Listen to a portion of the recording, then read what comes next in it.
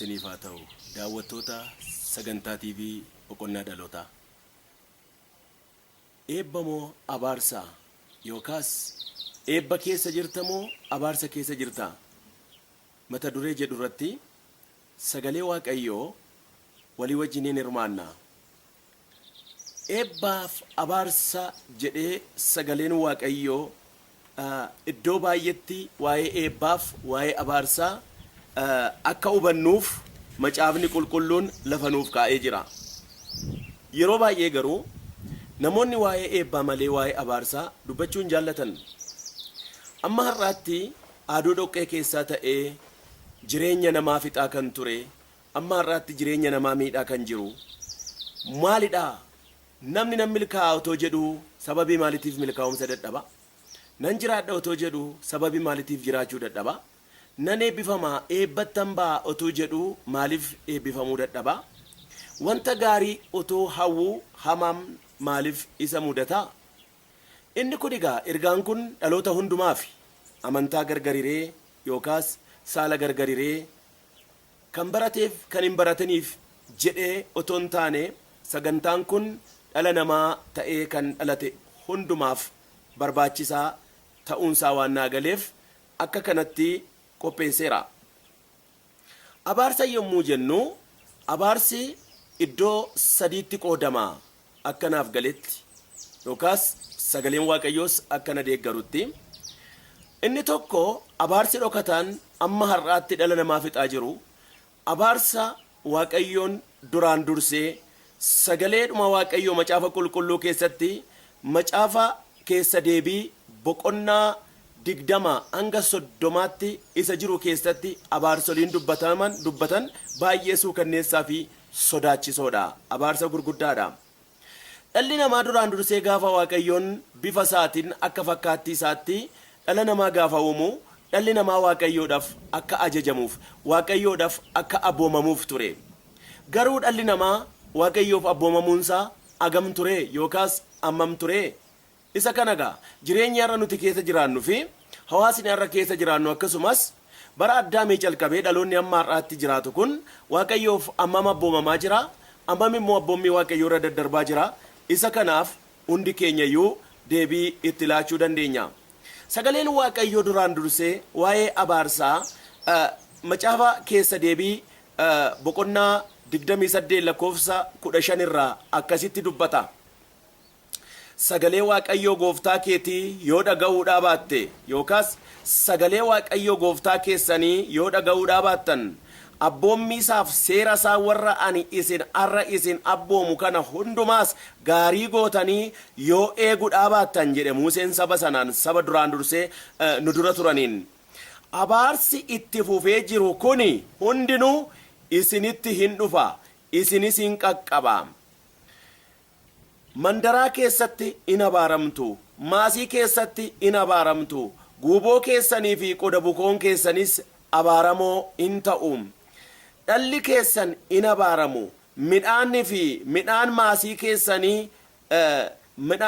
keessanii, jabboonni keessanii fi xoobalaawwan keessan jechuun reettiin keessan oolawwan keessan jechuudha hin abaaramu.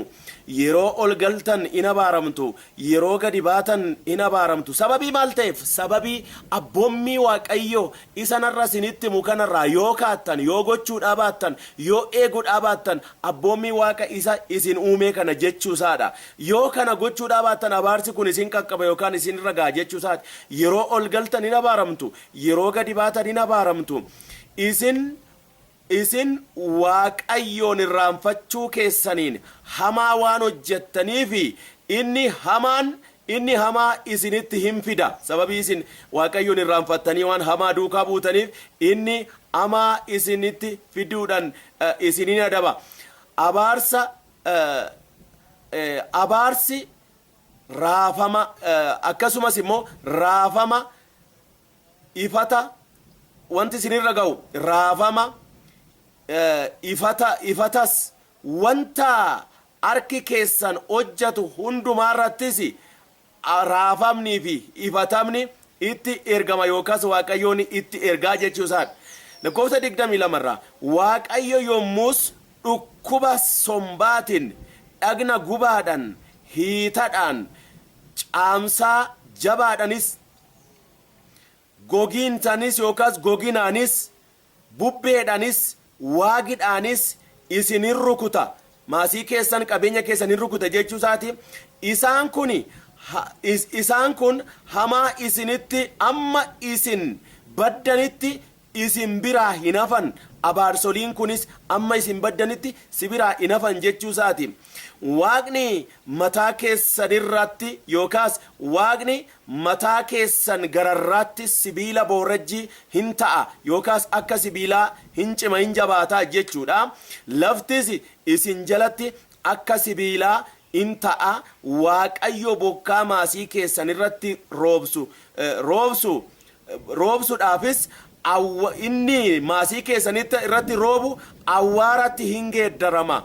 Bokkichas yookaas bokkichis amma isin balleessutti waaqarraa gadi hin roobaa jedheeti. Kanarratti gaa waa'ee abaarsa arra sanyii dhala namaa irratti raawwachaati jiruufi amma har'aatti nama rakkisaa yookaas nama rukutaa yookaas nama irratti amma har'aatti yaaddoo guddaa isa uume waa'ee abaarsa kanaa sagaleen waaqayyoo ittuma fufe.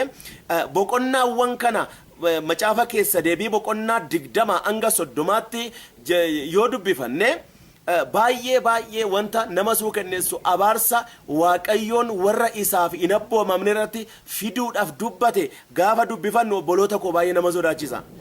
Kanaatiif egaa sodaannee dhukkuba isaa baasuu sodaannee qoricha isaa yoo barbaaddanne dhukkubni argamu malee qorichi hin argamu. Akkasuma namoonni keenyaas amma har'aatti karaa amantiis haa ta'u karaa kamiyyuu waa'ee eebbaa nutti himu malee waa'ee abaarsaa yookaas mata duree isa ta'e dhala namaa hamma har'aatti amaarsaa ta'e dhukkuba aduu dhoqqee keessaa ta'e dhala namaa fixaatii isa jiru abaarsa zarii keessa dhokatee deemu abaarsa sanyii keessa dhokatee deemu amma har'aatti nutti himuudhaaf heeyyamamoo hin taane. Kanaatiif warra isaaf hin abboomamne kana sagaleen waaqayyoo attam jedha. Warra isaaf hin abboomamne dhaloota isaaf hin abboomamne kana amma yoomitti adaba waaqayyoon amma yoomitti isa kana irratti dubbate. Macaafa seera ba'uu boqonnaa 20 lakkoofsa 1 irraa qabee sagaleen waaqayyoo akkas jedha. Waaqayyo dubbii kanatti fufee jiru hundumaa hin dubbatee jedha. Gadi bu'ee lakkoofsa 3 irratti waaqayyoolii kan biraa tokkollee ana bukkeetti hin qabaatina jedha. Waaqayyoolii kan biraa tokkollee ana bukkeetti hin qabaatina. Bifa qirixamee fakkeenya wanta bifa qirixame fakkeenya wanta ol waaqarra jiru gadi lafarras jiru yookiis bishaan keessa lafa jala kan jiru hin tolfatina. Ati bifa fakkeenyaa kanaaf hin sagadin saba isaatiin jedha. Bifa fakkeenyaa kanaaf hin sagadin sabni waaqayyoo dhaloota hundumaadha. Isaafis hin hojjatin. Ani waaqayyo gooftaan kee waaqayyo waaqa inaafadha. Cubbuu abbootaa hamma dhaloota hubadhaa gaasirratti. Cubbuu abbootaa hamma dhaloota 3 amma dhaloota 4tti yookaas amma dhaloota 4ttis harka ijoollee warra na jibbanii keessa nan barbaadaa jedha. Fakkeenyaaf akaakileen keenya abaabileen keenya yakka yakkeef cubbuu hojjateef amma har'aatti obboloota koo nutu gatii isaa kaffalaa jira jechuudha. Namni amma har'aatti kan inni beekuuf kan inni barate yookaas kan inni muuxannoodhaan bira gahe abbaaniif haati yoo na abaaran yookaas abbaanuufiif haati ofii yoo nama abaarte akka abaarsichi nama qaqqabudha. Lakkii kana duwwaa miti. Inni kun mataasaa kan danda'e ta'ee utuu jiru garuu sagaleen waaqayyo cubbuu warra naaf abboomamuu didanii amma dhaloota 3 amma dhaloota 4tti harka ijoollee warra na jibbanii keessa nan barbaada. Dhaloota warra na jaallatanii jedha asirratti waa'ee warra waaqayyo abboomamanii dhaloota warra na jaallatanii abboommi koo eeganiitti garuu kumaatama isaaniitti gaarummaa koo nan argisiisa. Ani waaqayyo nama akkasumaan maqaa koo dha'u nama akkasumaan maqaa koo dha'u utuun hin adabin hin dhiisu. Namni maqaa koo akkasumaan waamu akkasumaan maqaa koo dha'uus hin adabamaa jedha. Asirratti gaa Waaqayyoon attamitti nutti aaree yookaas immoo Waaqayyoon akkamitti maaliif haaloo attamiitiif nama barbaada? Waaqayyoon qiimii namarraa qaba lakki. Waaqayyoon durumaan dursee nu uumuunsaa akka lafarra jiraannu gochuunsaa akka beeladaa yookaas akka sa'aa al tokko jiraannee sanaan booddee akka bannee dhabamnuuf yookaas duunee akka achumaa nafnuuf miti. Dhalli namaa kan bara baraati. Foonsaa yoo du'e iyyuu hafuurri namaa jireenyi namaa lubbuun namaa kan bara baraati. Sagaleen Waaqayyoos kana dhugaanuuf ba'a. Lubbuun keenyas kana dhugaanuuf baati. Namni jireenyuma muraasa lafa kanarra amma yeroo gabaabaadhaaf jiraatee sanaan booddee du'ee akka baduuf miti. Xaariin Waaqayyo yookaas yaadni fi karoorri Waaqayyo. Kottaa nama bifa keenyan akka fakkeenya keenyatti akka fakkaattii keenyatti in uumna jedhee Waaqayyoon kan inni dubbateefi namni ulfina isaatiif akka jiraatu, ulfina Waaqayyootiif akka jiraatu, Waaqayyoof akka sagadu, Waaqayyoon akka waaqeffatu, Waaqayyoof akka jiraatu kuni jaalala Waaqayyo yookaas fedha Waaqayyo isa qulqulluu ta'uunsa beekamaadha. Isa kanas sagalee Waaqayyo warri dubbisanii fi warri dhagaan hundinuu kanaaf ragaadha hin beeku jechuudha. Kanaaf egaa abboommii Waaqayyoon nutti kenne Waaqayyoof sagaduu, Waaqayyoof jiraachuu, Waaqayyoof hojjechuu kan Waaqayyoo taanee bara keenya fixuurraa nuti gaa kan abbootiin keenya akaakileen keenya abaabileen keenya waaqolii tolfaman abdaarii jechuudhaan dhagaa jechuudhaan laga jechuudhaan akkasumas immoo waaqolii tolfamaa adda addaatti iddoo gataa reenfaatti iddoo adda addaatti ayyaana abbaa jechuudhaan kan haadhaa jechuudhaan kana ordofuun isaanii Waaqayyoon fayyisuudhaaf ga'aa miti jechuu argisiisa. Waaqayyoon nama oolchuudhaaf, nama fayyisuudhaaf, nama gargaaruudhaaf Waaqayyoon inni waaqaf lafa uume, inni dhala namaa uume, inni munyuuqaalee hundumaa uume kuni nama gargaaruudhaaf ga'aa miti jedhanii Waaqayyoon tuffachuu argisiisa. Waaqayyoon waaqa oolchaadha, waaqa of galchaadha. Akkasuma immoo Waaqayyoon sabni inni ofii uummate kun waaqa kan biraatiif waaqa hin faayidaa hin qabneef qaalluudhaaf akkasumas wantoota hin taaneef waaqa ofii hojjetateef na baasa jedhee akkasumaan sammuusaa keessa kan kaawwate tokkoof garagaraan yoo kanaaf sagadeef kanaaf buleef waaqa jiraataa kanarraa yoo garagale Waaqayyoon ijaadhaan barbaada saba akkasii kana. Cubbuu akkasii kana gaa dhaloota sadaffaa amma dhaloota afuraffaatti harka ijoollee isaanii keessaa cubbuu abboota isaanii nan barbaada, yakka abboota isaanii nan barbaadaa jedhe. Kanaatiif obboloota koo egaati waa'ee abaarsaa kanaa iccitiisaa baruun keenya furmaata isaa bira ga'uudhaaf karaa nuuf hara yookaas karaa nuuf bana. Fakkeenyaaf balfata tokko mana keenya keessa yookaas mana keessa balfata tokko dhiisne yookaas balfata bobbaa nama dhukkubsatu yookaas kan ijoollee ta'uu danda'a yookaas balaqqama ta'uu danda'a wanta fooliinsaa namatti hin tolle wanta ijaan arguun namatti hin tolle mana keessa kaawwanne ixaana fi sandalli yeroo yerootti aarsuudhaan yoo yeroo keenya dabarsine ixaanni fi sandalliin sun xiqqoo ishee foolii namatti hin tolle sana fooyyessuu danda'a malee achii baasee gatuu yookaas achii baasee mana sana bilisa gochuu hin danda'u. Kanaatiif amma har'aatitti waa'ee abaarsaa hin dhageenye waa'ee eebbaa malee eenyuyyuu waa'ee abaarsa kana aaduu dhokataa billaa dhokataa kana eenyuyyuu baasee nutti hin himne. Inni kun egaa nama hundumaa sanyii hundumaa dhala namaa hundumaa dhafi malee nama tokko yookaas qomoo tokko duwwaadhaaf hin dubbatamne waa'een abaarsaa fi eebbaa kun. Kanaatiif waa'ee kanaatiif sagaleen Waaqayyoo Roomee 5:12 irratti akkas jedha. Egaa cubbuun karaa nama tokkoo biyya lafaatti akkuma dhufe duunis karaa cubbuu akka gale akkasumas namootni hundinuu waan yakkaniif duuti sanyii namaa hundumaa wal ga'ee jedha. Inni kun qomoo abaluu Islaamaa, Kiristiyaanaa, Pheenxeedhaa, Ortodoksiidhaa, eenyudhaa hin jenne. Sababii yakkaatiif sababii cubbuutiif duuti dhala namaa hundumaa wal ga'ee jedha. Kanaaf egaa furmaanni isaa maali obboloota ko? Furmaanni isaa maali jennee yaadna? Waa'een abaarsaa macaafa qulqulluu keessatti waa'een abaarsaa si'a 230 yoo dubbatame waa'een eebbaa si'a 410 dubbatameera. macaafa qulqulluu keenya keessatti waa'een eebbaa si'a 410 dubbateera. Waaqayyoon akka nama eebbisu sababii maatiin akka nama eebbisu waa'een eebbaa si'a 410 macaafa qulqulluu keessatti dubbatameera. Waa'een abaarsaa si'a 230 macaafa qulqulluu keessatti dubbatameera. Waa'een eebbaa immoo sagalee Waaqayyoo waa'ee eebbatiif akkam jedha. Seera keessa deebii boqonnaa 28 lakkoofsa 1 qabee akkasitti dubbata. Sagalee Waaqayyoo gooftaa keessanii gaarii gootanii yoo dhageessan abboommi isa ani har'a isin abboomu kana gaarii gootanii yoo eegdanii jedha Museen. Ammas Waaqayyo gooftaan keessanii saba warra kaan hundumaa gararraa isin oolcha. Sagalee Waaqayyoo gooftaa keessanii yoo dhageessan eebbi kun hundinuu isiniif hin dhufa.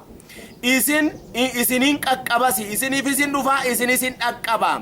Mandaraa keessatti, maasii keessatti in eebbifamtu.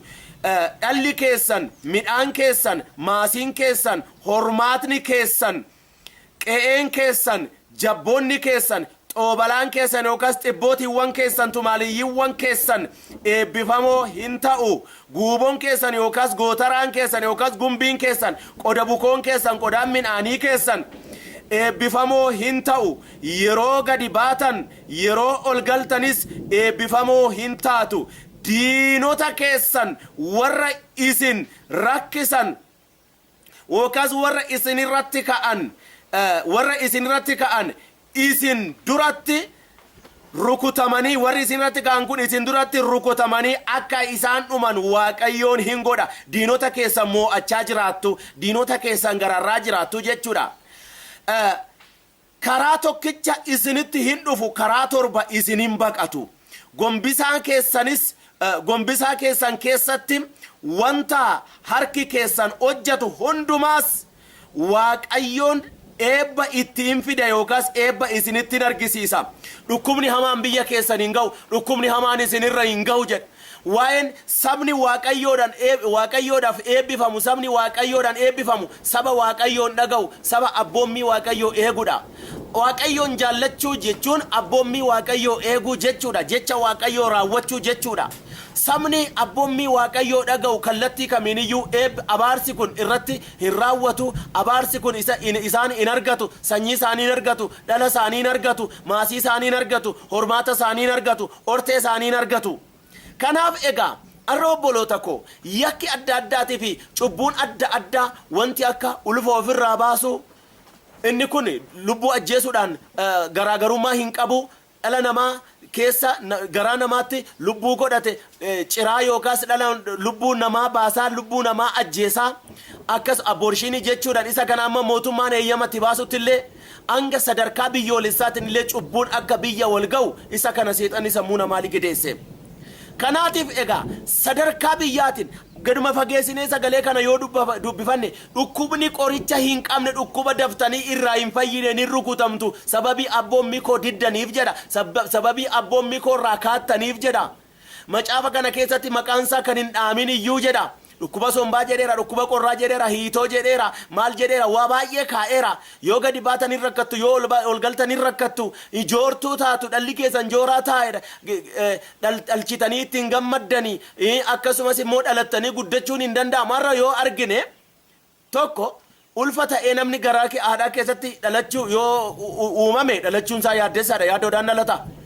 Isa darbee yoo guddate guddinni isaa rakkisaadha.